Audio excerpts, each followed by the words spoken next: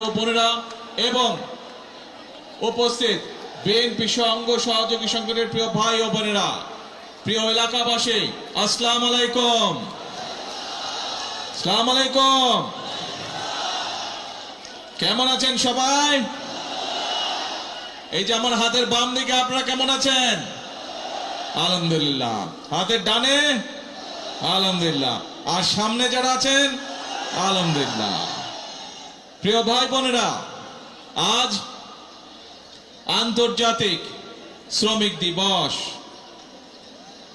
এই আন্তর্জাতিক শ্রমিক দিবস উপলক্ষে আমি প্রথমেই শ্রদ্ধার সঙ্গে স্মরণ করতে চাই যে সকল শ্রমিক ভাইরা 1971 সালে স্বাধীনতা যুদ্ধে শহীদ হয়েছিলেন, যে সকল শ্রমিক ভাইরা 90-এ স্বৈরাচার বিরোধী আন্দোলনে আত্মহতি দিয়েছেন এবং শুধুমাত্র জুলাই আগস্ট মাসে যে আন্দোলন ছাত্র জনতার, সেখানে শ্রমিক দলের যে 72 জন শ্রমিক সদস্য শহীদ হয়েছেন সহ সকল গণতন্ত্রের আন্দোলনে শহীদদেরকে আমি আজ এই দিবসে স্মরণ করতে চাই। প্রিয় ভাই বোনেরা, আজ এখানে আপনারা যারা উপস্থিত আছেন, আপনাদের নিশ্চয়ই মনে আছে অতীতের এই সামান্য কয়েক বছর আগের ঘটনার কথা, 2 থেকে 3 বছর আগের ঘটনার কথা।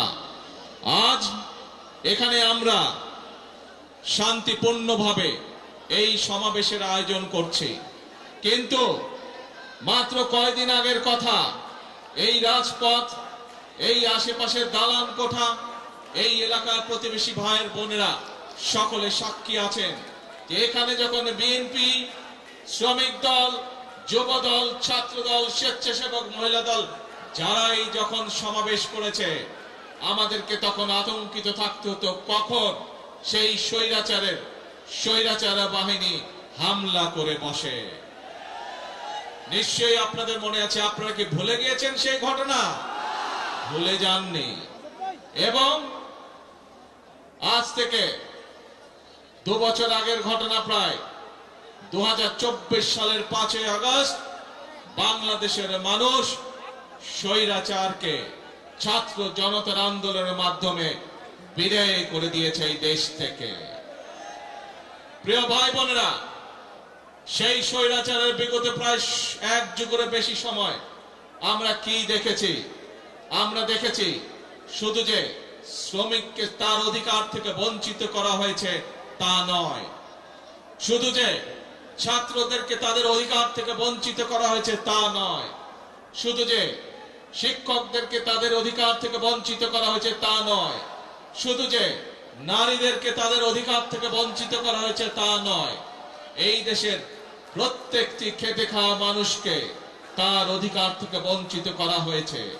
এই দেশের মানুষের রাজনৈতিক অধিকার থেকে দেশের মানুষকে বঞ্চিত করা হয়েছে। বঞ্চিত করা হয়েছিল তাদেরকে তাদের অর্থনৈতিক অধিকার থেকে। প্রিয় ভাই বোনেরা, সেজন্যই এই দেশের মানুষ এই দেশ থেকে ছাত্র জনতা ঐক্যবদ্ধভাবে একত্রিত হয়ে গণ অভ্যুত্থানের মাধ্যমে স্বৈরাচারকে বিদায় করেছে এই দেশ থেকে।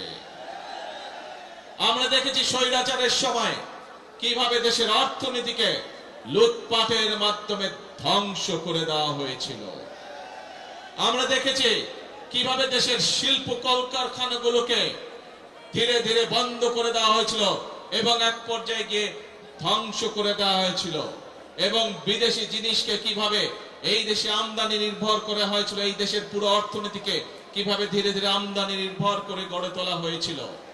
আমরা দেখেছি কিভাবে স্বৈরাচারের সময় এই দেশ থেকে এই দেশের শিক্ষা ব্যবস্থাকে ধ্বংস করে দেওয়া হয়েছিল। আমরা দেখেছি এই দেশের স্বাস্থ্য ব্যবস্থাকে স্বৈরাচারের 1 যুগ সময় কিভাবে ধ্বংস করে দেওয়া হয়েছিল। প্রিয় ভাই বোনেরা, যে কয়টি সেক্টরের কথা আপনাদের সামনে আমি তুলে ধরলাম, এই প্রত্যেকটি সেক্টরে হাজারো লক্ষ কোটি শ্রমিক কাজ করে এবং এভাবেই দেশের প্রত্যেকটি সেক্টরকে ধ্বংস করার মাধ্যমে বাংলাদেশের সকল শ্রেণীরা মানুষকে আঘাত করা হয়েছিল। বাংলাদেশের শ্রমিকদের ভাগ্য নিয়ে ছিনিমিনি খেলা হয়েছিল সেই দিন। প্রিয় ভাই বোনেরা, 2024 সালের 5ই আগস্ট মানুষ সেই স্বৈরাচারকে দেশ থেকে বিতাড়িত করেছে। এখন শ্রমিক, শিক্ষক, ছাত্র, নারী, পুরুষ সকলে মিলে এখন হচ্ছে দেশ গড়ার পালা। প্রিয় ভাই বোনেরা, আমার সামনে একটি ব্যানার আছে, সেই ব্যানারের মধ্যে লেখা রয়েছে বন্ধ কলকারখানা চালু করতে হবে।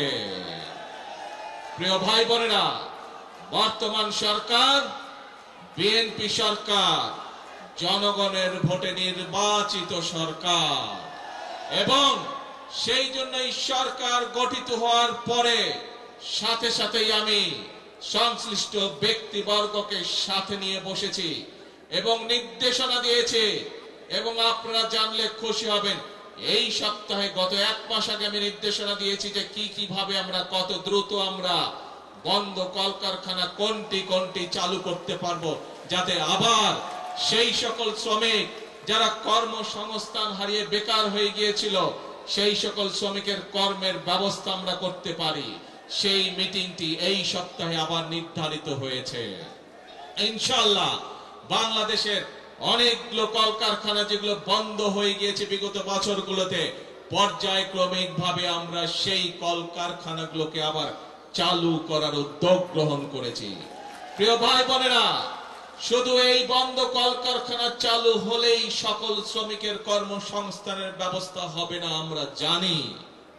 এই শ্রমিকদের পাশাপাশি আরো বহু লক্ষ হাজার লক্ষ বেকার এখন এই দেশে রয়ে গিয়েছে, যাদের জন্য দেশে আমাদের কর্মসংস্থানের ব্যবস্থা করতে হবে, যাদের জন্য একই সাথে আমাদেরকে বিদেশেও কর্মসংস্থানের ব্যবস্থা করতে হবে।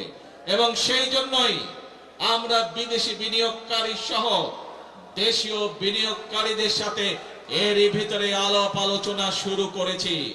আমরা তাদেরকে উৎসাহ প্রদান করছি, আমরা তাদের বিভিন্ন সমস্যা সমাধানের চেষ্টা করছি, যাতে করে সেই বিনিয়োগকারীরা সেই দেশেই হোক অথবা বিদেশেই হোক এই দেশে কলকারখানা তৈরি করে। কারণ আমরা জানি এই দেশে কলকারখানা তৈরি হলে এই দেশের শ্রমিকরা কর্মসংস্থানের সুযোগ হবে তাদের।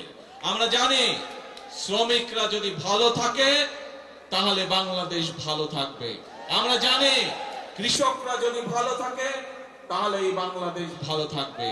অর্থাৎ সাধারণ খেটে খাওয়া মানুষ যখন ভালো থাকবে তখনই এই দেশ বাংলাদেশ ভালো থাকবে। এবং সেই জন্যই প্রিয় ভাই বোনেরা, আপনারা দেখেছেন, আমরা জানি, আমরা বিষয়টি সম্পর্কে ওয়াকিফাল আছি।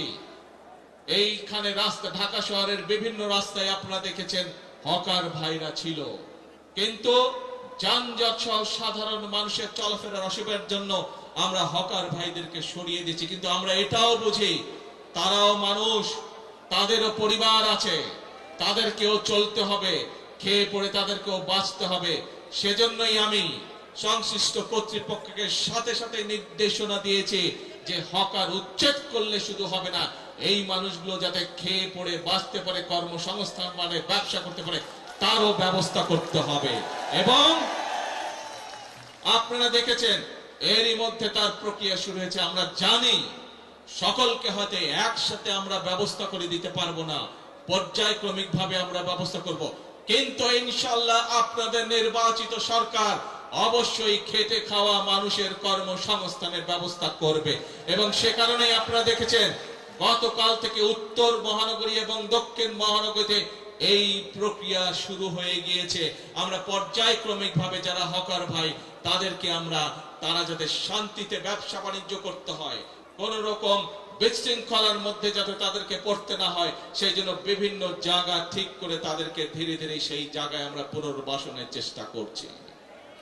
আমাদের নির্বাচনের সময় স্লোগান ছিল, করব কাজ সবার আগে, এইটি হচ্ছে আমাদের স্লোগান, এইটি হচ্ছে আমাদের বর্তমান স্লোগান, এইটি হচ্ছে আমাদের ভবিষ্যৎ স্লোগান।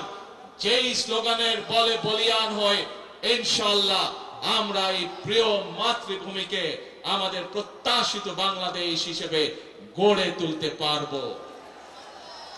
প্রিয় ভাই বোনেরা, আজকে এই মহান আন্তর্জাতিক শ্রমিক দিবসে আসুন আসুন আমরা আজকে প্রত্যেকে এখানে প্রতিজ্ঞা গ্রহণ করি।